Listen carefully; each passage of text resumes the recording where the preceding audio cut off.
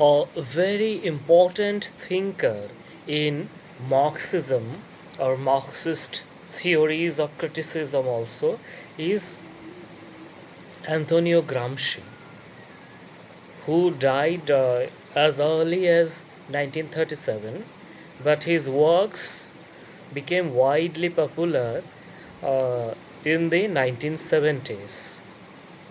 He basically was incarcerated or imprisoned by the fascist government of Italy, and he did a lot of writing in jail.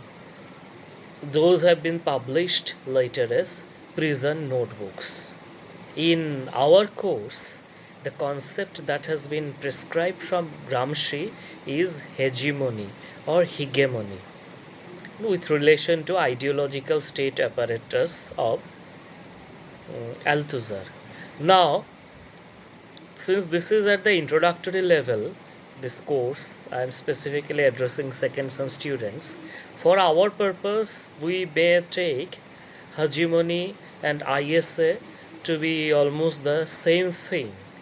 Actually, or ISA may be seen as an apparatus through which hegemony is achieved. Though Althusser actually distinguished ideological state apparatus from hegemony, he wanted to add something to it. Anyway, hegemony, or as some people pronounce it, hegemony, is rule by consent.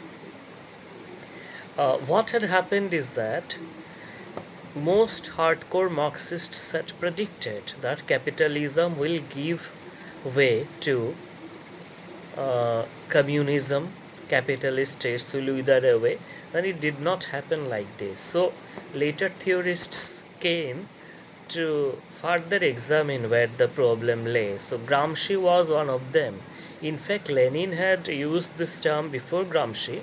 Anyway, by hegemony or hegemony, or sometimes it is called cultural hegemony, the basic term you try to understand, hegemony means rule by consent. I have already explicated about this in my video on Althusser, ideological state apparatus. So, hegemony is basically rule by consent. The example that I give is that when I tell a group, I am your king, I want to rule you, there will be definitely strong resistance. But if I tell the group that you all are leaders, you all are excellent people, I am just your follower and all, they will be happy to put me in charge of things.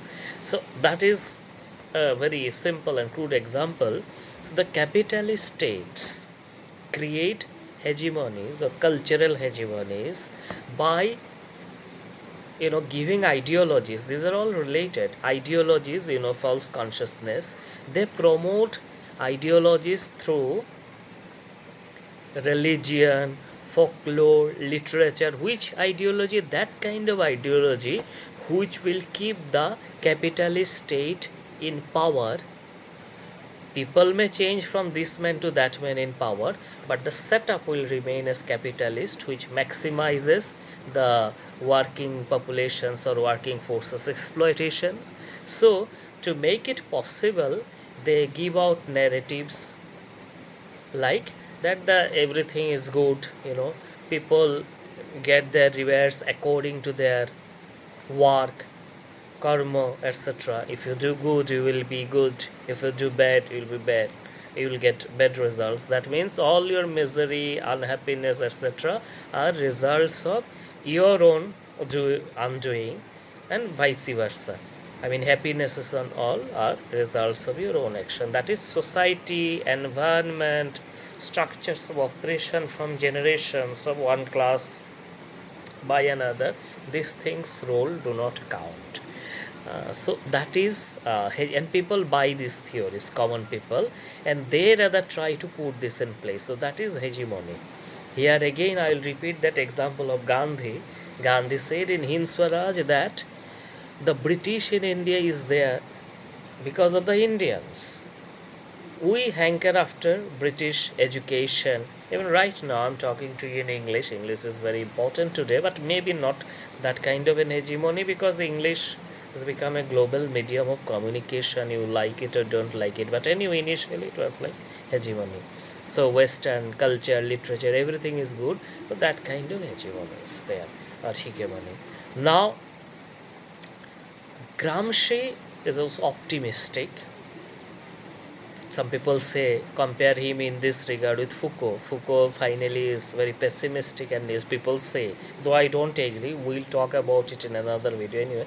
Gramsci says that yes, hegemonies are there, but you can create counter hegemonies along the Marxist lines. So, Marxist lines, communist lines, uh, which will highlight the values, needs, and aspirations of the working class, this and that.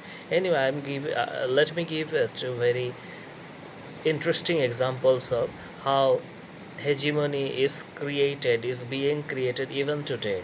Lot of American movies, they show American interventions in the Middle East or Islamic countries and other places, and they finally show how American army always, or navy, emerges emerges as victorious. So they are unconquerable. So we who passively watch the movie and internalize, we also have that kind of a feeling about America, that America is invincible. You know, so critical learning, what I have been doing in all these videos is to educate you not to follow anything blindly apart from the exam needs. Think and rethink if necessary, even question these theories. None of these are my own though. Even my own theories you can, if I give, and you can question and think for yourself. That is important. So there again we come. So hopefully you have understood what is hegemony and how it is created.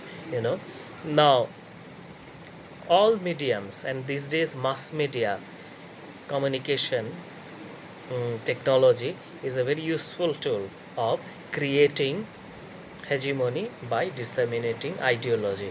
Professor Pramod K. Nair has given a very wonderful example in this regard. For example, toothpaste. Many toothpaste ads show doctors are saying in their Gov, whatever, doctors saying that this kind of toothpaste is good.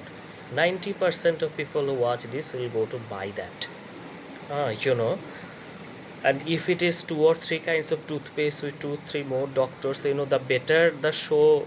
I mean, the toothpaste which is able to put a better show, that will sell well, because we associate doctors with authority, expertise. And when a doctor gives an ad of a toothpaste, does an ad, we believe that it is done for health benefits. We forget about the money angle, that here he is not showing his expertise as a doctor, but rather he is letting himself to be used by a company in lieu of money. But anyway, so people understand, most people get influenced, and like that they buy the toothpaste, so sale continues. So in capitalist society, and it's not only the state, but at every point of view, this kind of things go on. So this is how ideology or hegemony, etc., is created. Now, very much like Althusser's ideological state apparatus and repressive state apparatus, or repressive state apparatuses and ideological state apparatuses rather, Gramsci also brought a sharp distinction between civil society and political society. This is not there in our second sub syllabus, but this is important. Even today's civil society is such an important term. You get to hear about it at every moment. So Gramsci's view of state was very expansive. For us, we understand by state only the government, maybe the ministers, MPs, and MLAs, but that is not the state. State power is a huge power, and it operates in very subtle ways. Here Foucault is also very important. So all these are also in another way which shows us ways of functioning of power in society. So Edward Said is the meeting ground of Gramsci and Foucault. Orientalism partly uses Gramscian formulation, partly Foucauldian. So anyway, if the video gets longer, as I said, uploading becomes difficult. during this time. So I will talk about civil society and political society if possible in another video. But now suffice it to know that civil society is like those traditional, clubs, groups, teachers, temples, churches, all these different federations, groups, even political parties, according to Gramsci, are part of civil society. Through these also state operate. Now, the moment a political party forms a government, it turns into, you know, political society. That is that party, not other parties. So, part of it will still remain as civil society. Not all party members can become ministers as a direct government. So, but and political society is, now I have already said this, so direct government, law, prison, etc. These are the political societies of the state, and civil societies are all those groups, peoples, even intellectuals. This leads us to a very important further distinction in Gramsci between traditional intellectual and organic intellectual. On this, I will speak later in some other video. So I hope you have understood and internalized how hegemony works, how people are led to believe by different means, by folklore, by religion, these days by advertisement, by mass media, by different propaganda, that whatever is good for the handful of capitalist people or people in power are actually good for common people. That kind of belief is generated, which is actually not true in the Marxist or from the Marxist point of view. I am also not saying that this is 100% true, the Marxist point of view, but by and large, from my own finding, I've seen that there is much of truth in it. Then, thank you very much.